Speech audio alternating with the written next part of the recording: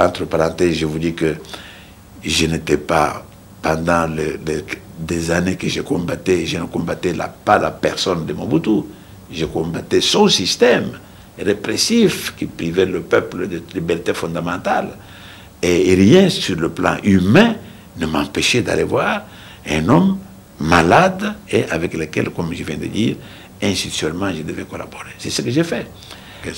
Merci beaucoup, M. Tshisekedi. Ça va très bien. Merci beaucoup du temps que vous avez accepté de nous accorder. Ça va très bien, pourvu que vous fassiez votre devoir de diffuser ce que vous avez à diffuser. Je vous remercie beaucoup.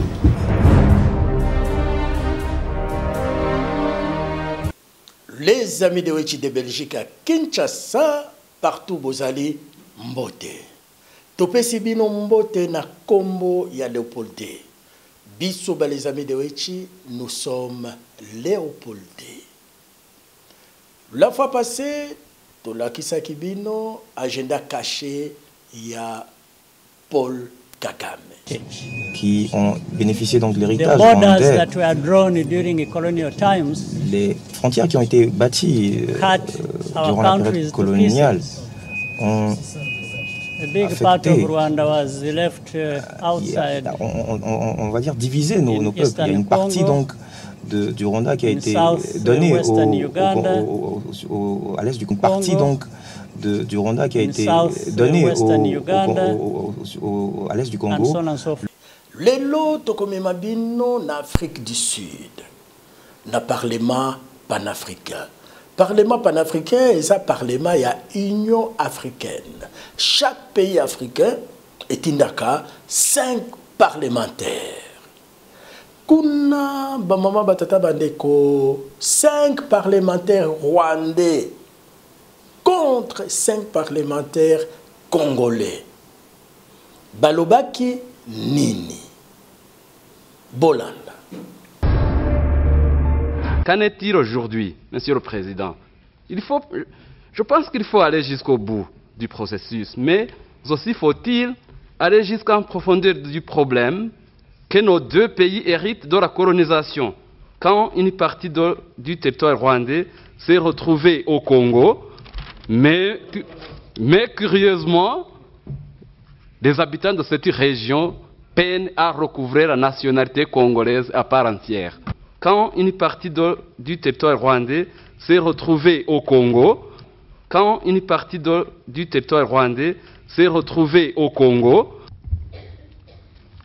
Monsieur le Président, je vous remercie pour la parole et je joins ma voix à celle de mes prédécesseurs qui ont exprimé toute leur reconnaissance à la Commission qui a présenté un travail de qualité.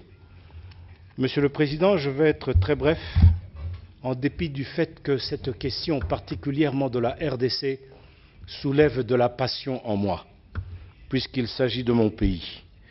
Et en ce qui concerne les causes et les origines qu'avait évoquées tout à l'heure mon collègue du Niger, mais je me réjouis aujourd'hui que nous venons d'en connaître la deuxième raison principale de l'agression confirmée, avérée du Rwanda sur le territoire congolais. Il s'agit notamment, outre les richesses, mais nous venons d'apprendre, Monsieur le Président, officiellement qu'il s'agit également de la terre, c'est-à-dire de balkaniser, de somaliser la République démocratique du Congo. Nous venons d'en avoir la confirmation aujourd'hui et nous en prenons acte. Quand une partie du territoire rwandais s'est retrouvée au Congo, mais curieusement, les habitants de cette région peinent à recouvrer la nationalité congolaise à part entière. Binomoko bouti kolanda. Ngai naza na problème moko na entourage ya président Félix Tshisekedi Tshilombo.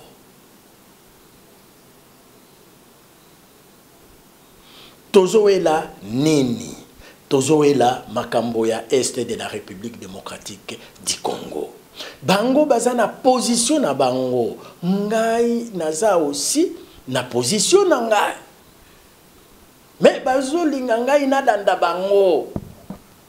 Ngai nazo benga bango ba conseiller sans dossier. bayebi eloko te na bayebi eloko te makambo oyo ezoleka na est de la République démocratique du Congo. Siko balingi ngai nalanda bango alors que biso ba les amis de Wechi toza na archive ya est de la République démocratique du Congo. Le président Félix Tshisekedi Tshilombo na kotia mai na monoko na ngai te est mal conseillé. Ce qui va conseiller na ye baza danger na ba domaine mosusu na est de la République démocratique du Congo. Baza ba conseiller sans dossier. Bango nangai tozo swana. Bazo tiangai bakal depuis naye awa. Nakutani nano na présidente depuis Genève tilelo. Ni boulot, ni revenu de remplacement. Mosala oyo bazo enterré Cyprien Wechi vivant. Beaucoup kokate. Parce que la vérité oyo Cyprien Wechi azuya nango bozana yango te. Bouti Kolanda, député rwandais contre Papa Ndebo, sénateur congolais, que son âme repose en paix. Ah, tu continues, Ngongolo, que son âme repose en paix contre député rwandaise. Bolanda. Bon, Jean de Hague, Niyawase from Rwanda. Merci, Monsieur le Président, de m'avoir accordé la parole. Monsieur le Président, les 11 pays d'Afrique, dont la République démocratique du Congo, l'Ouganda, le Rwanda, le Burundi, la Tanzanie, l'Afrique du Sud, l'Angola et le Congo-Brazzaville, la République centrafricaine, le Sud-Soudan et le Mozambique, ont signé le 24 février 2013 à Addis Abeba un accord cadre pour restaurer la paix dans l'Est de RDC, compte tenu de ce qui précédait. Et il a demandé au gouvernement de RCD de ce qui suit. D'accélérer la politique de décentralisation, de développer l'économie, l'infrastructure et les services sociaux de base, de réformer les institutions de finances et d'élaborer un agenda de réconciliation et de démocratisation. Monsieur le Président, à ce que mon frère du Rwanda a dit, que le Rwanda n'a pas la cause de l'insécurité au Congo, et pourtant, le Rwanda doit accélérer ses droits de souveraineté et de sécurité, puisque un groupe génocidaire, FDLR, qui a tué 1 million de Rwandais lors du génocide de Tutsi en 1994, ils ont toujours tendance de retourner pour achever ce qu'ils n'ont pas pu terminer lors du génocide de Tutsi en 1994. Monsieur le Président, notre voisin le Congo n'a pas l'autorité sur toutes les parties de son territoire. C'est la raison pour laquelle il y a plus de 20 libérations.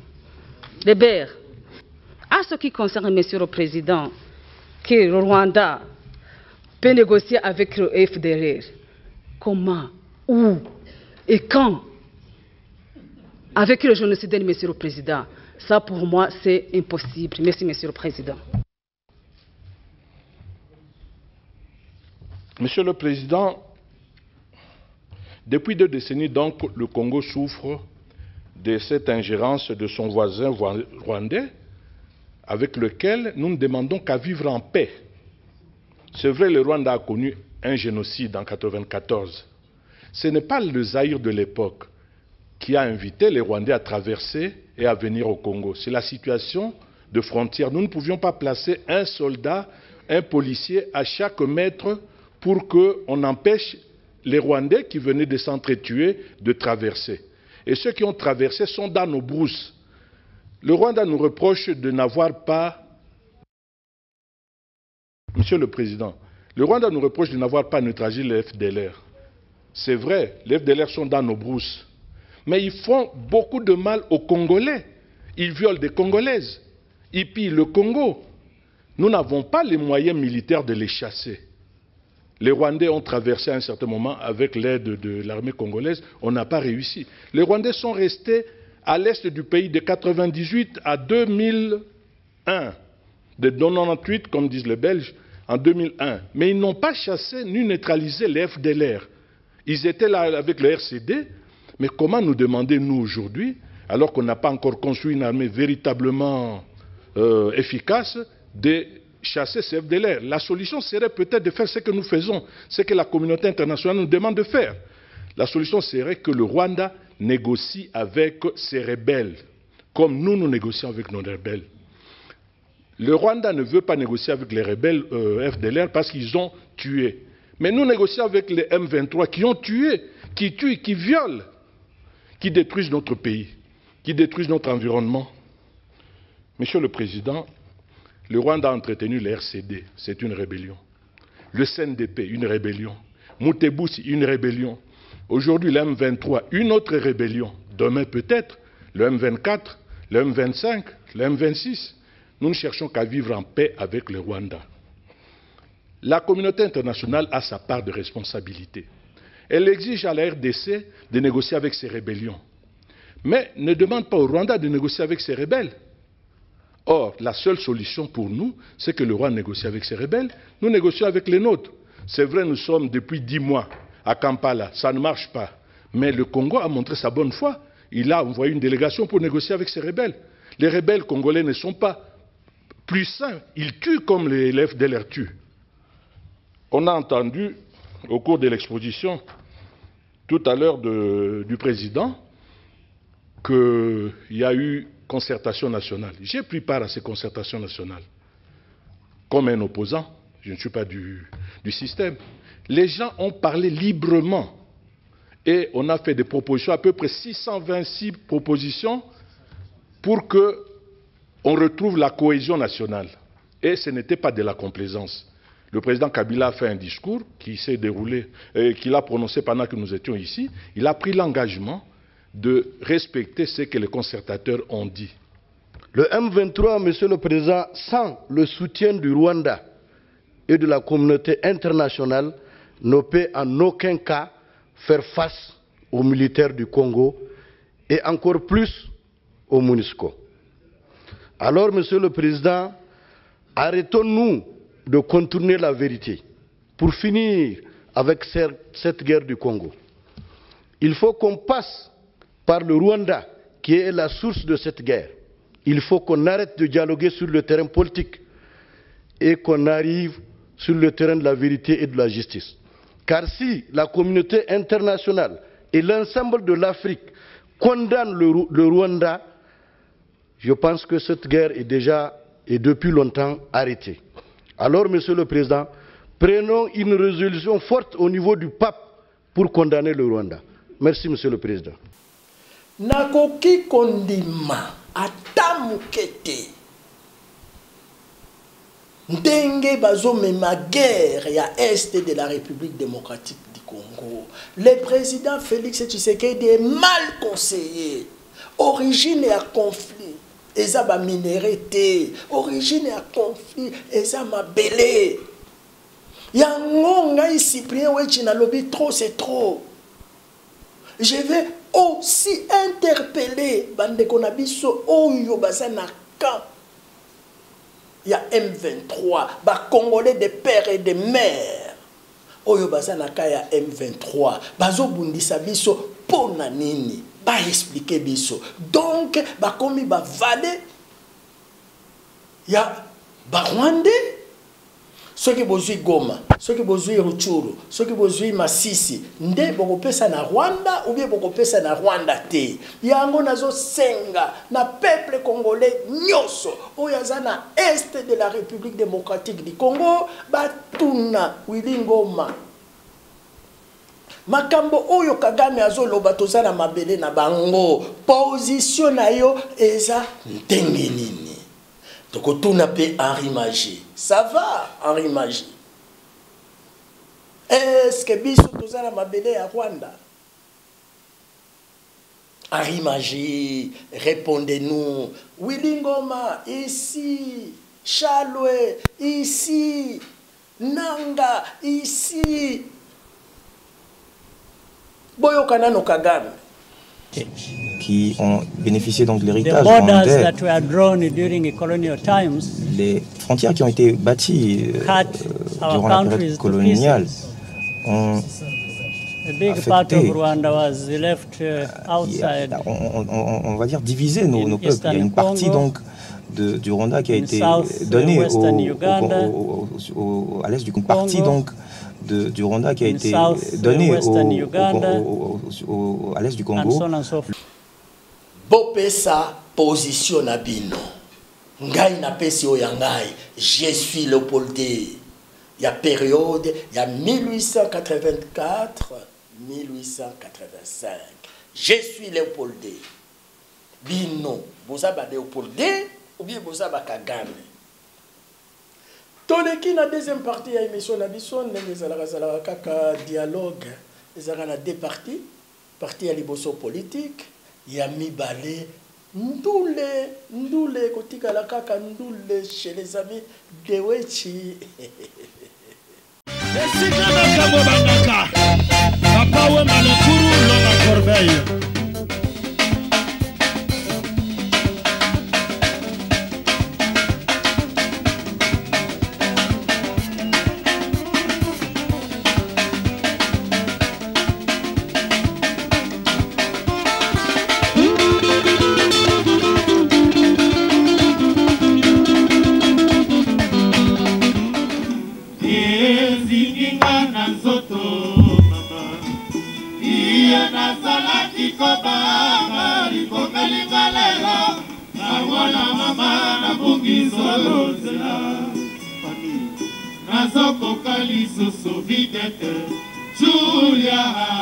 Mbote ba téléspectateurs, il y a dialogue où ils allaient 17e numéro. Donc tous continuer comme ça là parce que bozo sepela nango, tous qui ba sango na bino, ya mo tous continuer toujours comme ça na bino. Tranche haute benga ngo place au star. Place au star lelo, tous na 3 points où yeko sepeli sabino. Ya liboso ils allaient groupe Academia. Academia na kanisi boyebi yango, bazalaki na Koffi Olomide, sikoyo basala groupe na bango ba jeune wana.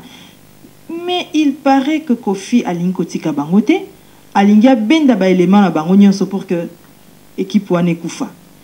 Il paraît ndenge to yoki kaka que alingia benda mwana ya evolu ko ayembaka kuna kombo na ye tonton Lai. Tokutanaki na Sam envoyé spécial na biso azalaki kuna akutanaki na Sam Chintu oyo aza ko diriger groupe wana akoyebisa biso soki makambo ngo comme na niveau nini. Bolandaki menu na biso toyebisaki bino na premier point to Rolanda bongo Academia. Alimi envoyé spécial na biso azalaki kuna na Paris akutanaki na président Sam Chintu nakanisi yemoka opesa biso ba détail na kati ya reportage Alimi atozo kayo. Mais dans le bagage on déjà na isaki bana kin ke bango ba maillot faible bango ba salaka biso to salaka po bango ba zalaka ko donc o biso salaka yango bango ba imitati ba luka ba manefu ya pembe ba salela ngo ba kitambala ba binzembele ba nini metalaka to kimi bango kote wana to zonga système ya kote yo quoi. Mais nous que ba Hollande na bango kaka musicien mo alongwe azate to wana Blaise Musikaros mon ga ngo zubisoti to wana petso ya ba statique bele ri mente ye ya so beta pena donc na kati central quoi système rival to na latéral gauche de débordement Roberto Carlos ye Abel Benz Pokémon zo mona donc équipe eza ngo soudé équipe complète na niveau Montréal la raté quoi. Musicien Longo ezali tonton là inde to yoki mo évolue kwa Longo petit tonton za na kati mouvement première fois na vie na yemba na académie petit na yemba minute alobi azati premier mouvement petit na autani ka na balabala nza bimika na kwa na yebwe bu académie pouf mikili bon na yebi na ngate soki yo betele tolo hein ngo démentir ngo lelo que non tonton là Longo mouvement na kati ngo démentir ngo siko na minute tonton a na kati académie. Donc, tout ça, il a beaucoup de polémique, il y a petit tonton, quoi. Pour petit, on a toujours dessiné, vous comprenez, caricature, on a vidé, vous comprenez. On a oublié qu'on a dit, petit, on a matin, on a podium, on a yé manil part, quoi. Bah, on a na Viagra. Donc, tant que si on a décoré, tout ça, on a belé, on a kangi, si babilo, on a sauté.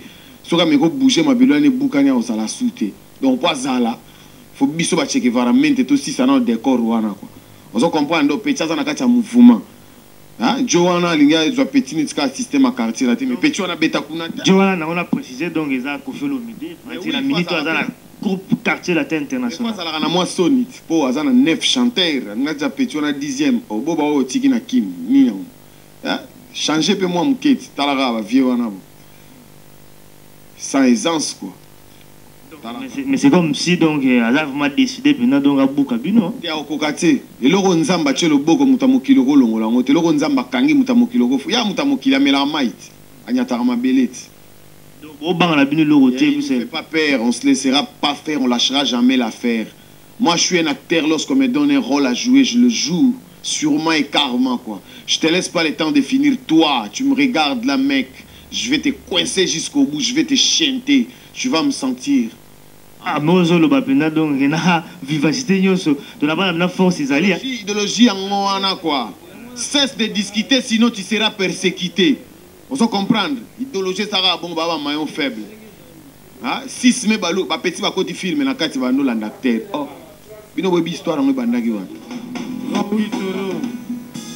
Patrick de Panama.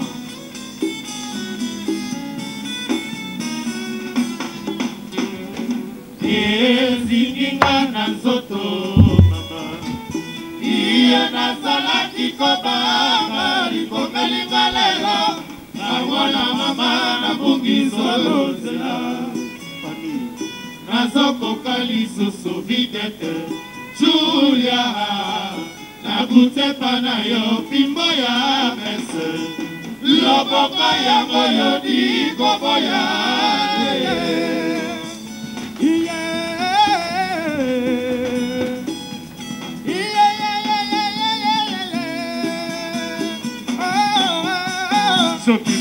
Boliko nakoyebisa mama nakolobela mpe baninga kotika kotungisanga oya yo motema mpe mabazotulia ye kosukisa olanga kwepina silo chamala ye Fredi Beka Apade Mukusu Marino Vicky Kula Patrick de Panama Mama Julia oyanga ezalinga etakika lisusu kasi ambalo na moni ekomi esukananga akomikwa ekomisinga ebanaka na kite Mama,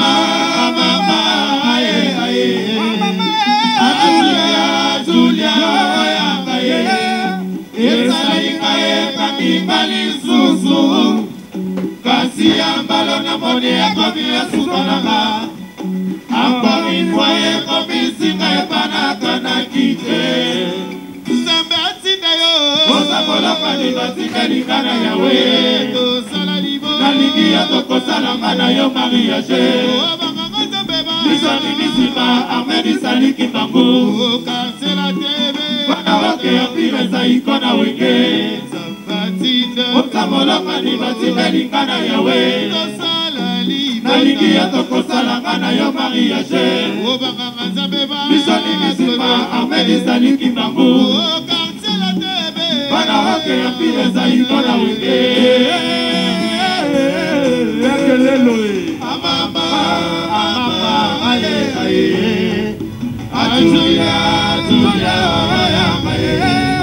esalinga ekakika lisusu kasi ambalo na moni ekomi esukananga encore une fois ekomisinga epanaka na kite Afiston sekele beaucoup pour tout Comment Gina ye? Je donne de la ye. Comment Gina ye? Comment les photos de Bina Maliba? Modo. Allez. Amatige, coloré les masos, tige.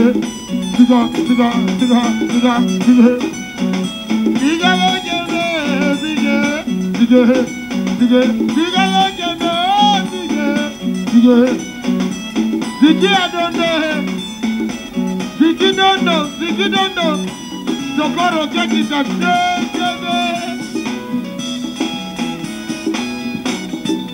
ya boli abule akadede oh